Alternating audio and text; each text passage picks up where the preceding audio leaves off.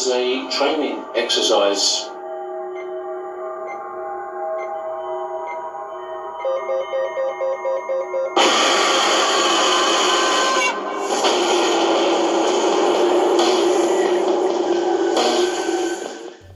Hello everybody, welcome back to Screenstars. I'm here today to bring you my review for the 2021 found footage horror film C.A.M. Contagious Aggressive Mutations, a film that is co-directed by Steph DeMilo and Larry Dowling, and it stars, let's have a look, who have we got? We've got Charlotte Kerwood, we have Tom Ware and Jamie Langlands. Now, as I've mentioned, this is a found footage horror film that focuses on, I guess we could call them a documentary film crew, Joe and Kyle, who are joining like this police operation, who are sent to investigate something that's going on at, I think it's a meat factory, where there's some reports of like workers going crazy and all this kind of stuff, and they've gone to try and document it. The police have gone to investigate it all.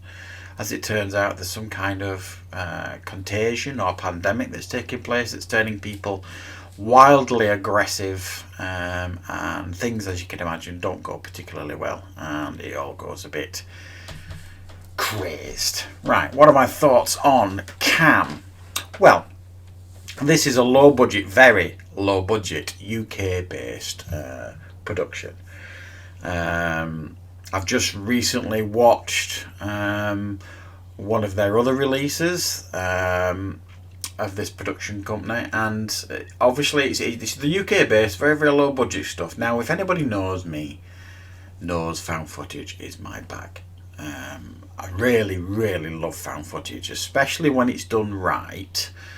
And for me, there are a certain set of rules that you need to follow when you're doing found footage for it to be effective, and certainly these days, because found footage is a cheap way to do a horror film, we all know this, but it also, I think, needs to follow certain rules for it to make sense and for it to be believable in regards to what it's doing. This film, unfortunately, at times breaks some of those rules, in a sense of it's saying it's like leaked footage and things like that, and then there are certain aspects in the film that are kind of poorly produced. And what I mean by that is it's quite a messy film, so it's hard to describe some of the issues with the film.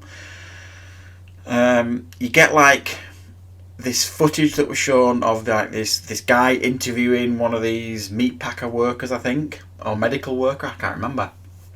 And he's giving them all these conspiracies that's gone on, and the fact that this contagion is in the vaccine. It's not like airborne and things like that. It's being injected into people. Blah blah blah.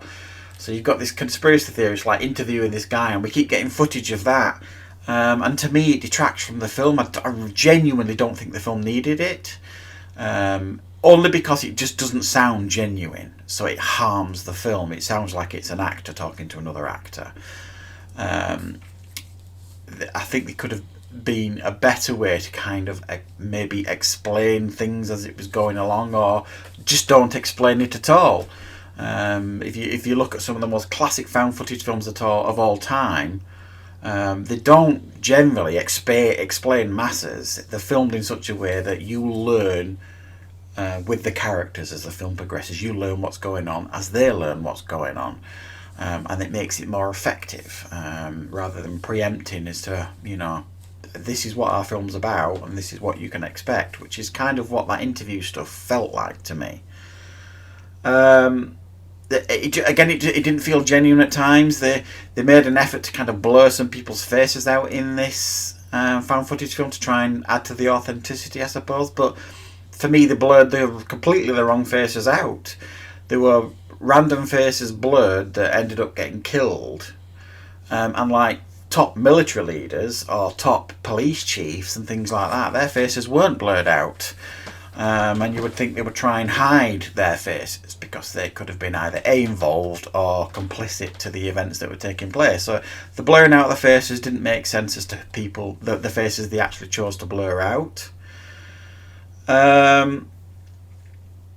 there's a scene where it really kicks off.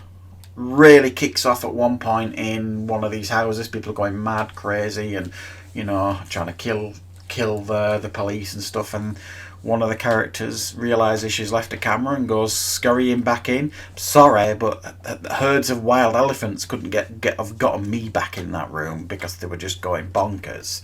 And I certainly won't have gone running back in for a handheld camcorder sort of thing. And for me, one of the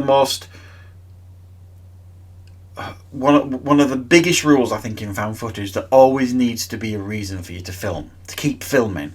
Now sometimes they get around that with like hidden, like with fixed cameras in buildings that are always on. Other times they get around it because they've got like cameras on the heads, on caps and things like that.